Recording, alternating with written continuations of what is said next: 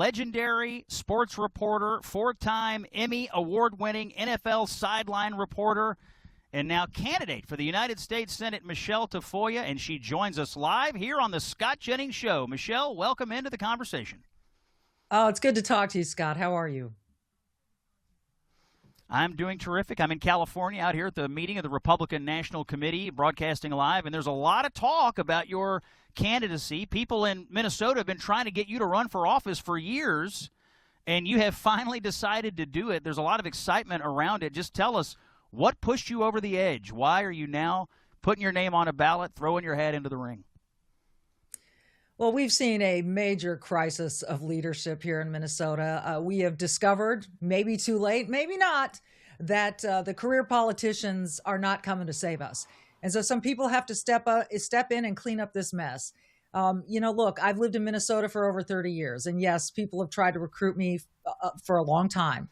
But we have gotten to a boiling point here, and the tea kettle is whistling, and we need to do something. I've talked to a lot of people who just say, oh my gosh, we cannot continue to roll over and continue to elect these political elites who keep doing the same thing. It doesn't matter what the name is, if it's male or female, whoever it is, they keep doing the same thing. So, I've talked to a lot of people, talked to my family, and just decided if we want to do something about this, I've got to step up. So there's a couple of crazy things going on in Minnesota. The fraud scandal, which was blowing up and caused Tim Walz to not run for re-election, that was kind of overshadowed by the immigration situation going on in Minneapolis. When you see what Democrats in Minneapolis are doing, essentially saying, we're not going to allow the enforcement of federal immigration laws here, is that one of the motivating things that got you into this Senate race? It is. Look, we have a law enforcement crisis as well. I mean, this was the place of defund the police back in 2020, you recall. That didn't work out well. This isn't working out well. Look, I've talked to people in law enforcement, and they have said, we put life and limb on the line in order to arrest these criminals, and then they get turned back out on the street only to have other officers have to come in and put life and limb on the line to arrest these criminals. It makes no sense. There's no cooperation because Tim Walz and Jacob Frey and the Mayor Herr in St. Paul, they do not want their police officers to cooperate. This is a recipe for disaster that's been fanned and inflamed by the rhetoric of Jacob Frey and Tim Walz, the rhetoric of resistance, the rhetoric of get the F out, all of it. They have just fanned the flames. They've called it racist and fascist to enforce the law. So, of course, we've got what you're seeing here. And it's a disaster, and that is a big part of why I'm running.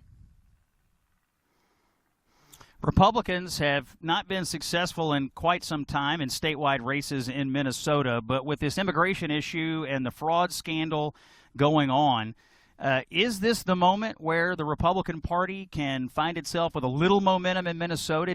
I'm sure you talk to a lot of voters out there. Do you feel like the electorate in Minnesota is looking at all this and saying, enough is enough? We're going to have to change direction here. We put our trust in the wrong party and the wrong people. Absolutely. I'm hearing that from all kinds of people on both sides of the aisle and our independents here.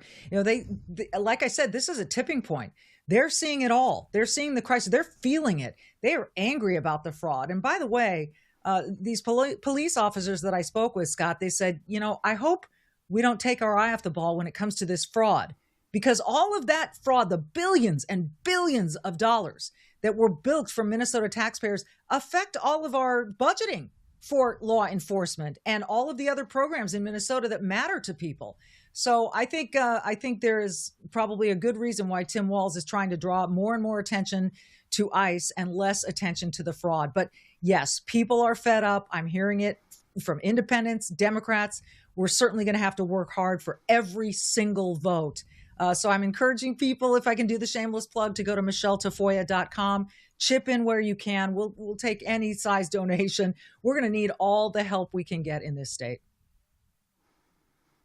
So I'm looking at the Democrats that are running here. One of them is Lieutenant Governor Peggy Flanagan. She has been, I think, one of the most inflammatory people on this immigration issue. There's another one, Congresswoman Angie Craig. Do you see Flanagan and Craig as just more of the extreme radical left that Minnesota has right now? And is that how you would position the fall campaign? Basically, if you want more of the same, go for Flanagan or Craig. Is that how it's sort of shaping up in your mind?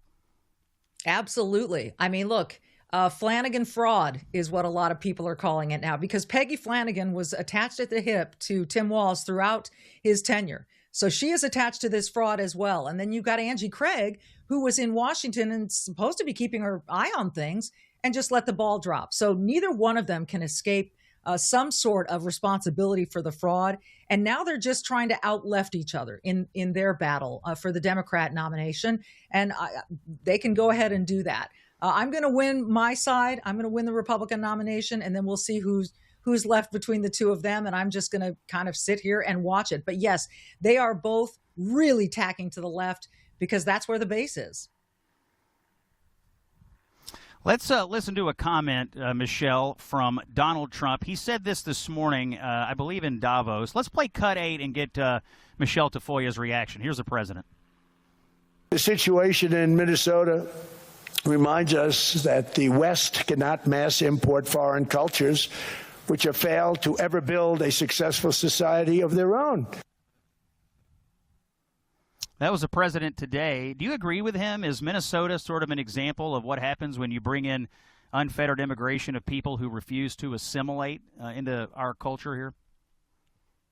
Well, we certainly saw that in the first fraud case, the Feeding Our Future, which was $250 million worth of fraud. The vast majority of the people who have been arrested and charged and tried and jailed are from the Somali community. I don't want to paint Somalis with a broad brush, but that's in the paperwork, Scott. So that is there. And I think we're seeing this worldwide, right? We're seeing it in France. We're seeing it in England. So I think there's a lot of truth to what the president said there. Look, my dad's parents were immigrants, legal immigrants to this country. Immigrants bring so much good to this country. But I don't understand why we can't have legal immigration and expect people to share our values. They can pray the way they want, all of those things, but share our values. American values are unique, and that's what makes this country work. And really, they're common sense values. And so I would love to get back to that common sense that built this country and away from the corruption and the craziness that is really, I think, tearing us apart. And I think Minnesota is Exhibit A. That voice you're hearing, Michele Tafoya, legendary sports reporter and now Republican candidate for the United States Senate in Minnesota. Michele, tell us again, if people want to help you, where do they find you? And please do. We're going to need all the help we can get here in Minnesota. MicheleTafoya.com, MicheleTafoya.com. You can go donate, volunteer. Look, Donald Trump had more Republican votes than any presidential candidate in history in the last election. If all those people turn out in November, here in the midterms, we can turn this state around. That's Michele Tafoya, the latest candidate to jump in Minnesota. Folks are excited. They think maybe Minnesota's going to turn red because of all the problems up there. We'll see what happens.